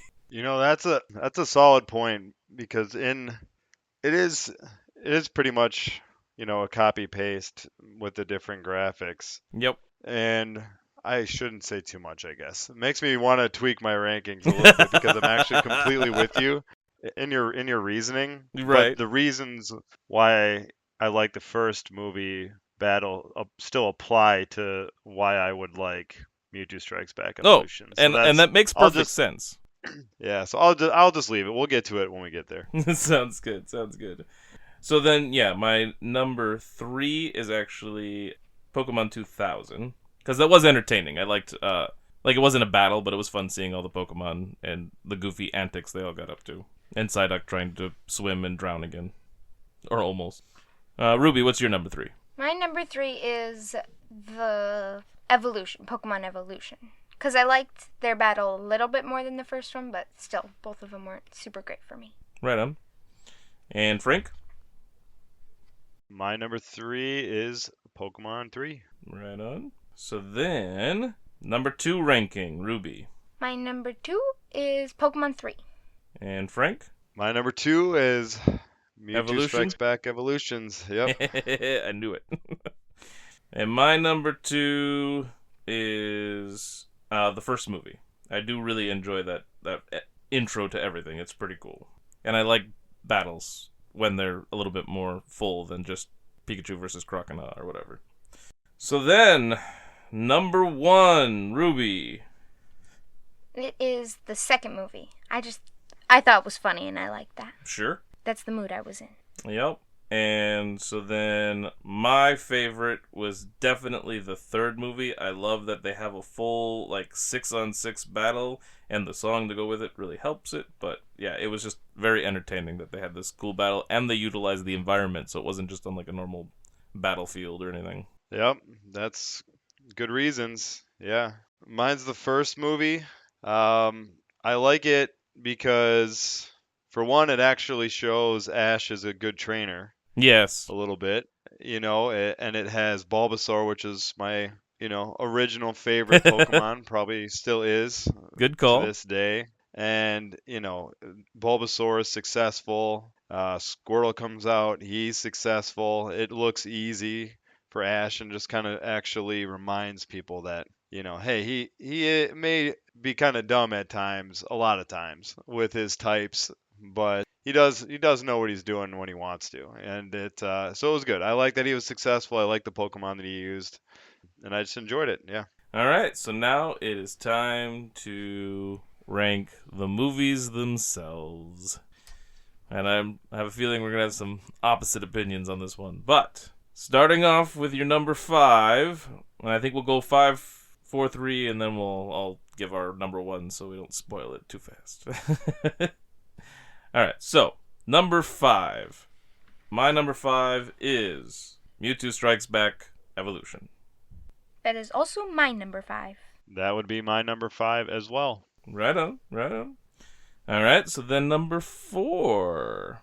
What's that for you, Frank? So, admittedly, I can't remember Pokemon 3 entirely, and so I had to just, I couldn't lie, and so I have to have it as my number 4. Sure, that's a good reason to have it there. Ruby? The original first Pokemon movie, not Evolution. Yep. And that is also my number 4 is Mewtwo Strikes Back. I know it started it all, but I just don't get as engaged in that one, especially since they lose all their memory of it. Well, although I do, it doesn't really matter if they lose their memory or not, apparently. Well, yeah. So the special Mewtwo Returns does up it a little bit because now it has some more consequence to the movie, whereas before the movie really had no consequence to the overall of anything. Not that the show always treats them as having any consequence anyway, but so it does go up a little bit just because of Mewtwo Returns. Overall, not my favorite. All right, so then Ruby, what's your number 3? My number 3 is the third movie. And Frank?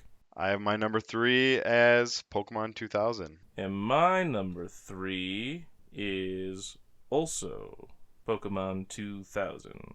I did like the plot in that one, like the world-saving plot and everything, and Team Rocket was a blast, but yeah, it's middle of the road compared to everything we have to rank here. All right, so then we're going to just jump to our number 1, so we don't spoil the decisions there. So, Ruby, do you remember what your number 1 was last time? I believe it was Pokemon 2000. Okay, and is that still Pokemon 2000? No. What is your number 1? Pokemon Forever. Pokemon Forever. Nice. Frank, what is your number 1? Pokemon Forever. Nice. Absolutely. Then, all right. Daddy, what is your number 1? Well, so my number 1 last time was Pokemon 3, the Entei one, because even though it was a smaller scale story, I liked the messaging and plot of it all. And I was pretty sure after watching Pokemon Forever twice to make up my notes and everything, or write up my notes, it was not going to beat Entei, because I had troubles with the whole time travel aspect. But we just hashed that all out, and I realized that it can work, and so that fixes my one problem. And so it is also my number one. Yeah. It's probably going to stay number one for some of us for a while. Probably. I mean, it has time travel. And the emotional moment with... Like, it has the emotional moment from the first movie, but I feel even better almost when Celebi's dying or dead or whatever. So, like, this one really got me. Plus, it had time travel and the twist, and it was fantastic. Yeah, I'm with you. Outside of the obvious, time travel mechanic to the story being just always so much fun, I did also like the movie. Yeah. It had some good moments. I like the relationship between Ash and Sam. Yeah. And of course the story element of that being Professor Oak the whole time, was just so cool. Yeah, it was, because, like, overall, it was kind of a simple story. It was very localized, kind of like the Entei one was. It wasn't, like, world-shattering or this Mewtwo thing, which also kind of got localized, but, like, it felt bigger because it was influencing things beyond its borders or whatever. But, yeah, it was still it was a really good story, and the characters were enjoyable, so. Mm-hmm. And I thought it had a good villain, too. Yeah, so. Yeah, it did have a good villain. I agree with that. That's a good point. We don't always have, like, a good villain. Like, the villain in 2000 is almost unimportant because he causes problems, but then the real thing that needs to be dealt with is the problems the birds are causing because of what he did. But he's not really, like, the villain anymore because he's not really in control of the situation anymore. All right. So then that means, let's see. So the number twos are... What would your number two be then, Ruby? My number two would be the second movie, Pokemon 2000. Oh, yeah, that's right. Which used to be your number one. And my number two is obviously the third movie, which was previously my number one. And that means Frank's number one is... Or number two is... Yeah, your number two is? Yeah. My number two is actually the first movie. And so I think the reason why I like the first movie and I have it as my number two is because I didn't look at it as its own adventure. Its own adventure, a lot of the comments you made I agree with. And it's funny, I even looked up some information online and it was a lot of those, parents taking their kids to a Pokemon movie and everyone didn't like it. And it's because, they're not invested. Like in my eyes, I'm watching the Indigo League going through all the story and that's part of the story. Yes. Rather than it being its own movie. And that's fair. And, like, I still can enjoy the movie. It's just not on the top of my list by any means. I think they started improving on their plots and everything. But yes, I was definitely among those that, like, all I did at the time was really play the card game when I saw that movie. So, like, I was not... I mean, I'd seen some of the anime, but I hadn't been watching it regularly or anything like that. And so I didn't have the connecting tissue of, like, seeing Mewtwo hinted at, although they messed that up with the release anyway. But Mewtwo being hinted at with the episodes with Giovanni and Team Rocket and stuff, and the explosion where he flies out from the building. So they kind of, like, hint towards the fact that, oh, hey, Mewtwo's coming. Yeah, and I was obsessed with the anime. I couldn't race home from school fast enough to watch the new episodes. Make sure I didn't miss it. So, yeah, that's why it's there for me, Like I said before, a bit of a nostalgia nut, too. Yeah. So, yeah. Well, and you're not alone in that. I've definitely heard people, like, this is the best movie. And there are some that they, like, totally trash movies of the Pokemon franchise that I'm like, well, I actually really like this one. I don't know what you're talking about. But, yeah, like, and when I discovered the anime, which eventually led to my card playing and stuff, along with playing Magic the Gathering, because it was Wizards of the Coast, I wanted to watch it a lot more. I just didn't have a lot of access and means to do so at that point in my life. So, all right, well, cool. That's nice that we have those, and I'll post our rankings on Facebook on our Routes Through Pokemon group. They'll go up probably on Saturday, like the rest of the new information does. But now, that means it's time for Pokemon cards. All right. I will be opening. Well, me and Ruby are opening the same thing. Prismatic evolutions with the same two evolutions on the front. Ruby, what do you got on yours? I got Glaceon and Leafeon. That's right. I picked our two favorite evolutions for us. And Frank, what are you opening? Yeah, I'm opening Scarlet and Violet Paldea Evolved. Nice. And what Pokemon do you have on your packaging? Honestly, I have no idea. Yeah, we run into that sometimes. All right. Well, why don't you go ahead and go first, Frank? All right. My first one is a trainer card. It's a Super Rod. Super Rod. Then I have a Love Disc, water type. And then a Snover, which is a grass type, which is funny because I think it's an ice type, but I think ice it's is not in I the think cards. I think it's both. I think it's a grass ice. Yes, you're right. In the games and stuff for sure. Right. And then I have a Fletchling, which is a normal type. And then I have a Corvisquire. Ooh. Yeah, evolves from Rookity. Yes. You like your rookies. Normal. I think it's Rosella's fault. That was like the first thing she caught in Sword and Shield, and it was a shiny Rookity, and got to evolve it, and she was so in love with it, and it made me in love with it. It's definitely a cool one. And then I have a trainer card. It is Artisan.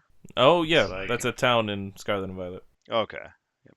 All right. And then I have a Paldean Tauros. Ooh, which kind? It doesn't show on the Well, the type of card. card. What type of card is it? Oh, it's a fire okay. type. Yep. Because we recently learned that there's a water one, and I know there's fighting type Tauros in the game or something too. So. Oh, okay. And then I have a Wattrel. Ooh, I like water. Yep, it's electric.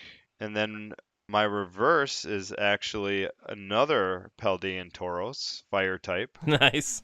And then my rare is a Mimikyu, psychic. Oh, fun. All right. And then I have a psychic energy. Oh, perfect. Perfect for your Mimikyu. All right, Ruby, your turn. All right, my first Pokemon is a Hippowdon. Evolves from Hippopotamus? Something like that. Fighting type. Then a trainer supporter card, a Maris. Draw 4 cards at the end of this turn. If you have 5 or more cards in your hand, discard your hand. Then a Lop Bunny. Evolves from Bunnery, colorless type. Another supporter trainer card, Friends in Paldea. Draw 3 cards. It's got at least 3 of the people we've already met in the games. I don't know all the guys' names. Yep. And then Executor evolves from Execute, grass type. Another supporter trainer card, Crispin. Search your deck for up to 2 basic energy cards of different types, reveal them, and put one of them into your hand. Attach the other to one of your Pokemon, then shuffle your deck. Then I got Screamtail, ancient, psychic type. And my reverse holo is an Applin, grass type. Then another reverse holo, supporter trainer, Black Belts training. During this turn, attacks used by your Pokemon do 40 more damage to your opponent's active Pokemon EX before applying weakness and resistance. Then my rare is Iron Boulder, future, psychic type. And then a psychic energy. Nice. All right. So then I have a Spritzy, psychic type. Slowpoke, water type. Duskull, psychic type. A Cottony, grass type. Binding Mochi. Attacks used by the poisoned Pokemon this card is attached to do 40 more damage to your opponent's active Pokemon. Stadium Trainer card, Area 0 Underdepths. Each player who has any Terra Pokemon in play can have up to 8 Pokemon on their bench. If a player no longer has any Terra Pokemon in play, that player discards Pokemon from their bench until they have 5. When this card leaves play, both players discard Pokemon from their bench until they have 5. And the player who played this card discards first. We got a Pyroar, evolves from Litleo, fire type. And the picture makes it definitely look like it is a male Pyroar. Because they got the nice full mane. Nice. Ooh, Dracloak, evolves from Dreepy, dragon type. Has the ability Recon Directive. Once during your turn, you may look at the top 2 cards of your deck and put one of them into your hand. Put the other card on the bottom of your deck. Oh, and he was a reverse holo, too. And then I got a reverse holo Bronzor, metal type. And I have, for my rare, Dunsparce, colorless type. Evolves from Dunsparce. Ability, Runaway Draw. Once during your turn, you may draw 3 cards. If you drew any cards in this way, shuffle this Pokemon and all attached cards into your deck. And I got a reverse hollow or whatever, water type energy. Nice. Right on. So that's our episode. Routes Through Pokemon is a Hunterfield Institute production.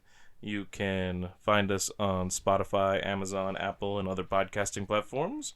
We're also on YouTube at the Hunterfield Institute channel. So wherever you find us, please leave comments, and you can like, subscribe, rate, and review.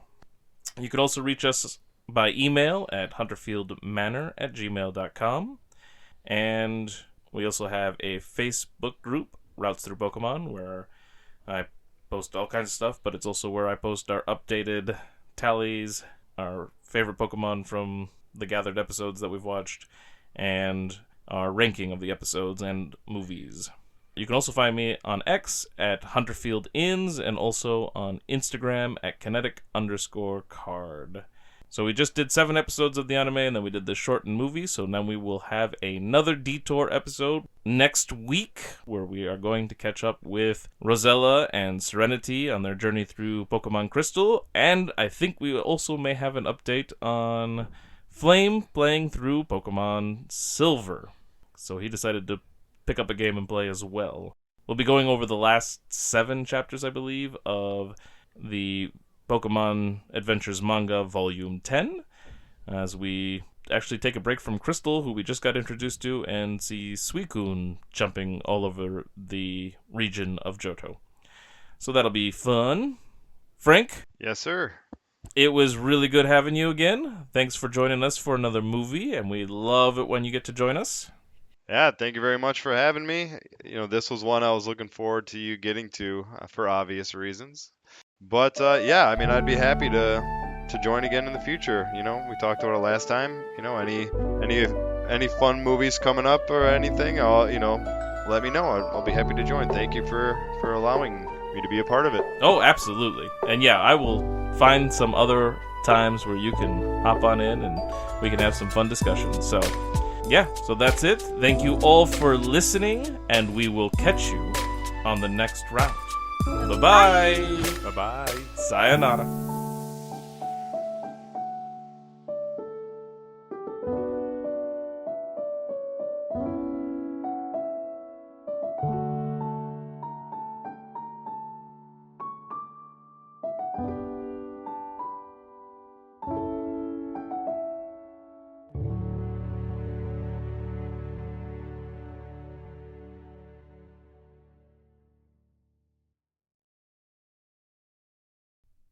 Part 33. Unruly Cerulean. When Violet woke up the next morning, both Trevor and Hanako were nowhere to be seen. Her first thought was that it seemed rude to just leave without saying goodbye. But then she remembered she didn't really want them around anyway. She swung her feet over the edge of the bed and then stopped short of getting up, remembering that her ankle had been hurt. She gingerly put her feet on the ground and slowly started to stand, adding weight gradually to see if it still hurt. It did, but not nearly as much as the day before. Finding she could move slowly and with a bit of a limp, Violet got ready for the day and headed down to the Pokemon Center lobby. At the desk, she gathered her Pokemon, who were all refreshed, and the nurse asked about Violet's ankle. She warned Violet that she should probably rest longer, but the young girl couldn't do that. After all, Hanako was already gone, and probably had earned herself a second badge. That reminded Violet about the battle that took place late last night at the gym, and she decided the gym had to be her next stop. She wasn't really feeling confident she could win a battle there, but she couldn't let Hanako increase her lead. Once Violet reached the gym, she entered, and was instantly greeted. "Yo, champ in the making!" Violet looked up and saw a bespectacled man standing next to a stone that had the gym leader's name inscribed on it. "Oh, hey, wait," the guy spoke again. "I recognize you. You chose, Horsey, right?" Violet nodded. Yeah, I did. Named him Mizu. "Seems a good name. Well, I guess you don't need me to tell you about the gym leader and her preferred type of Pokemon, do you?" No, I'm pretty familiar. And you know its weaknesses? Grass and electric. Yep, I got it. Great. Well, good luck, Thanks. Violet said as she started in, but then she stopped before getting too far. Oh, hey, I do have a question, though. Oh, okay. Shoot. Has a pink-haired girl come by, win her badge? The guy raised an eyebrow. Not that I recall. Only person who came for a battle today was some kid with a Rattata and a Geodude. He really shouldn't have brought that Geodude out, though. I tried to warn him, but he just blew right past me. Violet smirked. She knew who that was, and wasn't surprised that he charged into battle without thinking. Still, thanks to his Rattata and a little help from a Pidgey, he earned his badge. That knocked the smile right off Violet's face. She huffed and marched in, not about to be outdone by that kid and his annoying rat. Oh, Violet, hi. Misty looked surprised to see the young girl. I was wondering where you were. What? Why? Well, when you didn't show up last night, it seemed odd. I wasn't going to challenge you that late, and I twisted my ankle on the way here. Misty glanced down at Violet's ankle, and it seemed almost as if a puzzle piece had just clicked into place instead of the whole picture being completed. What happened there? Violet shrugged. I'm a little clumsy. That gave the girl a much more suspicious look from the gym leader. Violet was starting to get the feeling something was not right. The conversation seemed to make sense for the most part, but also not. It was as if the two were almost speaking different languages. Misty rubbed at the back of her neck, and by the gym leader's expression, Violet thought she looked a little lost. What happened to your father? The question pained Violet. She could feel her face twitch as she recalled her father's fall the first time through Mount Moon. Misty's concern grew as she noticed the shift in the young trainer. I can see it hurts, Violet, and I'm so sorry. But anything you can tell me will help. Violet was growing frustrated with how confusing the conversation was going, and the fact that it was forcing her to confront her pain more did not help. It was in Mount Moon. Everything just went wrong. There were these... An explosion rocked the gym walls, and both Violet and Misty looked around to see if they could find the source. Then they both rushed outside, realizing it hadn't happened in the building. Outside, people were running off, most of them in the same direction, away from the commotion. Violet chose to run toward it. Turning down the last street, she came upon a small crowd gathered around 3 individuals. 2 of the figures must have been members of the Rocket Gang, as they both had an R displayed prominently on their shirts. The other figure looked to be the same man Violet and the others crossed paths with the night before. Each of them had a Pokemon out in the middle of a T intersection where they faced off. The rocket person on the road to the left had an Ekans, while the one straight down the road had a Rhyhorn standing in a hole it had created in a nearby house. That had likely been the explosion of sound that had rocked the gym. The stranger's Pokemon was only a little far-fetched, that looked out of place against its larger adversaries. Violet looked at the scene and felt a mix of emotions. She hated the Rocket Thugs and all the trouble they had caused her, but she also didn't need to draw more attention to herself with them. Still, it was an unfair fight, and she hated that too. Hoping she could stay out of it, she calculated the stranger's chances and realized that if the Rhyhorn knew any rock moves, it wouldn't look good for the far-fetched. Violet sighed as she pulled out a Pokeball. There wasn't any helping it. She was going to get involved. Mizu, go! To be continued.